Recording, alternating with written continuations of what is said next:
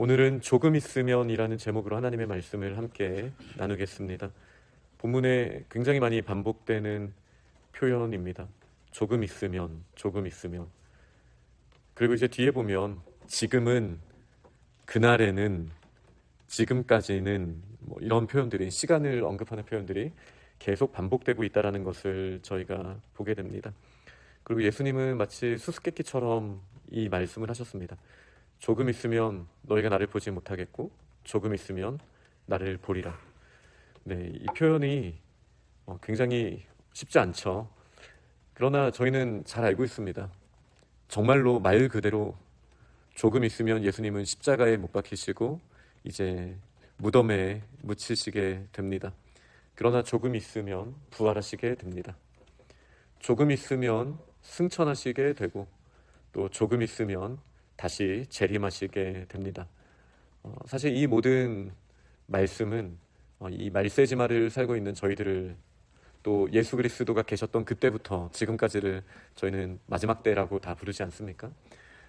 여기를 살고 있는 신약시대의 모든 사람들에게 해당하는 말씀을 사실 예수님은 복음서에서 반복적으로 해주셨었습니다. 그러나 이제 요한복음 16장이라는 특별한 맥락에서 봤을 때 여기서 조금 있으면 이라는 말씀은 예수 그리스도께서 죽으시고 부활하시고 승천하시어서 육신으로 저희가 더 이상 볼 수 없다라는 의미가 정확하겠죠.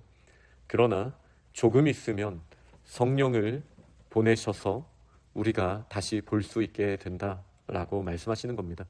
이게 지금 계속해서 요한복음 저희가 읽고 있는 15장, 14장, 16장 보혜사 성령님에 대해서 말씀하시는 그 맥락임을 볼 때 사실은 명확하다라고 할 수 있습니다. 우리는 잠시 예수님을 육신으로 보지 못합니다.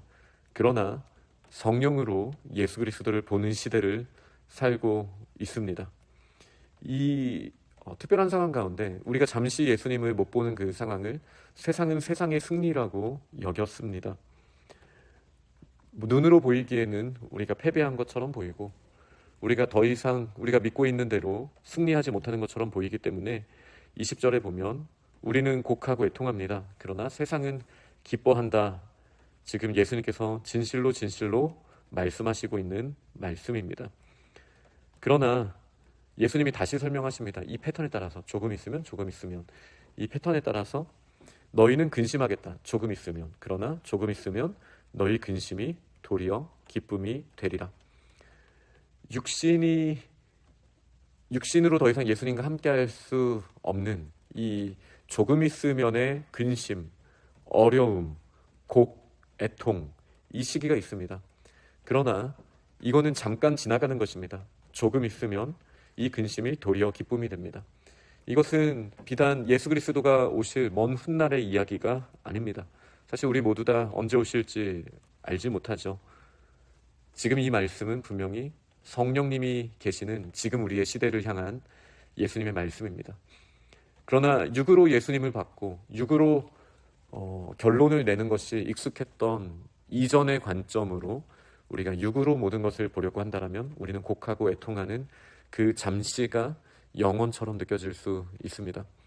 그러나 예수 그리스도께서 승천하시고 곧 보내주신 성령의 시대를 살고 있는 저희가 이전처럼 육신의 눈으로 보는 것이 아니라 영으로 깨어서 하나님을 의지하고 바라보며 나아갈 때 우리의 근심은 도리어 기쁨이 된다라고 분명히 말씀해 주시는 것입니다. 해산의 때가 되었을 때 그 조금 있으면의 이전, 레퍼런스 포인트의 전 부분을 봤을 때에는 근심하죠. 아직 일어나지 않은 일, 불확실성, 미래를 바라보며 우리는 항상 근심할 수밖에 없습니다.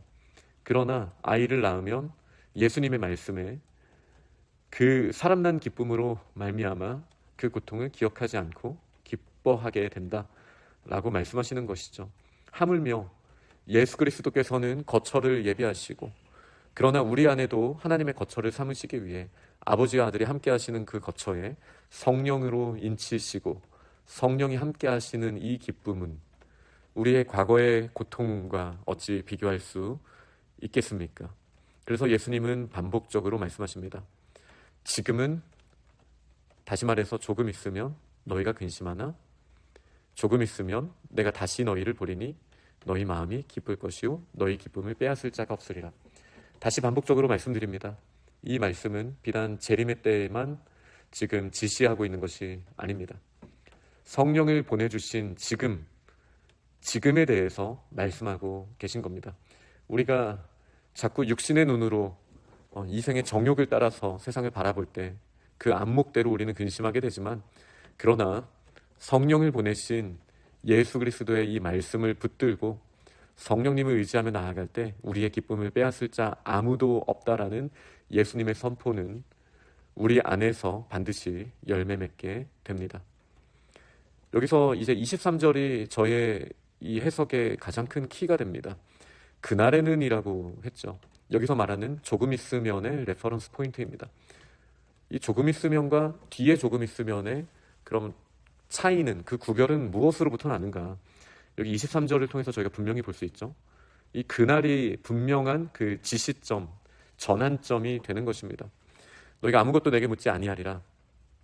왜냐하면 너희가 무엇이든지 아버지께 구하는 것을 주의 이름으로 주실 것이다. 이게 성령을 보내셨을 때 이미 아버지의 뜻을 완전하게 가지고 전혀 새로운 것을 말씀하시는 것이 아니라는, 우리가 이전에 봤던 그 말씀 그대로 아버지의 뜻대로 우리 안에서 가르쳐 주시고 생각나게 하시는 성령께서 우리와 함께 하시기 때문에 우리가 물을 필요가 없다라고 말씀하시는 거예요. 성령의 시대예요. 이미 성경책 그대로 성령님이 우리 안에 보여주시니 예수 그리스도의 이름으로 아들의 뜻대로, 아버지의 뜻대로 우리가 무엇이든지 구하는 것을 주신다라고 분명히 말씀하셨으니 이거는 지금 성령 시대에 대한 말씀이라고 저희가 말할 수 있겠습니다. 지금까지는, 다시 말해 이 조금 있으면의 시기, 예수 그리스도를 육으로만 생각했던 그 시기에는 우리가 예수의 이름으로 구하지 않았다라고 말씀하십니다. 여러 가지 이것도 우리가 생각해 볼 수 있겠지만, 지금까지는 이라고 했을 때는 예수 그리스도의 부활 이전을 말씀하시는 것이죠. 부활 이전의 예수 그리스도의 모습으로만 구했던 모습이라면 저희는 예수 그리스도의 부활의 능력의 주의 이름으로 아무것도 구하지 않은 것과 마찬가지입니다. 그러나 이제 성령의 시대에 예수님이 뭐라고 말씀하십니까? 구하라, 그리하면 받으리라, 너희 기쁨이 충만하리라. 우리는 지금 예수 그리스도의 이름으로 구하는 시대입니다. 우리는 구해야 합니다. 하나님, 저의 육신의 뜻을 이루어 주세요가 아니라 이미 주님의 말씀에 너무나 선명하게 새겨진 예수 그리스도의 뜻을 우리는 구해야 합니다. 예수님께서 반복적으로 주시는 말씀은 우리가 구해야 한다는 것입니다. 이미 성경책에 주님의 뜻은 다 드러나 있습니다. 보혜사 성령께서 우리 안에 내주하시며 그 성경의 말씀을 비춰주십니다. 그러나 그 말씀 그대로 구하는 삶을 사는 것, 아버지의 영광을 위해서라면 우리가 주저하지 않고 구하는 자리에 나아가는 것, 그리고 세상을 두려워하는 자리가 아니라 아버지를 경외하는 자리에 나아가는 것, 이것이 성령의 시대에 약속되어 있는 것입니다. 그리고 불과 며칠이 안 지났을 때 제자들은 예수 그리스도를, 부활하신 예수 그리스도를 만났고 그때부터는 내게 있는 것, 나사렛 예수 이름으로 구하고 선포하는 삶을 살았다라는 사실을 저희는 너무나 잘 알고 있습니다. 그리고 그들은 매질을 당한다 할지라도 기뻐하였습니다. 지금 저희도 마찬가지입니다. 나의 뜻대로 구하는 것이 아니라 부활하신 예수 그리스도, 우리의 진정한 주인 되신 예수 그리스도로 구하며 나아갈 때 반드시 성령께서 아버지의 뜻을 우리를 통하여, 구하는 우리의 입술을 통하여 이루어 주십니다. 그리고 저희에게는 기쁨을 충만하게 하십니다. 하나님의 이 약속을 우리는 붙드는 사람들입니다. 그러니 이제는 부활하신 예수님을 만나고 그들의 눈이 떠져서 주시다 알게 되었던 것처럼 저희들에게도 이제는 새 마음으로 예수 그리스도의 말씀을 붙들고 주님의 뜻을 구하며 우리에게도 기쁨이 충만한, 이전에 조금 있으면은 지나갔다라는 것을 기억하고, 그리고 우리에게 허락하신 지금의 시대, 성령의 시대에 믿음으로 승리하는 우리 귀한 기도의 용사들이 다 되시기를 간절히 축원합니다. 아멘.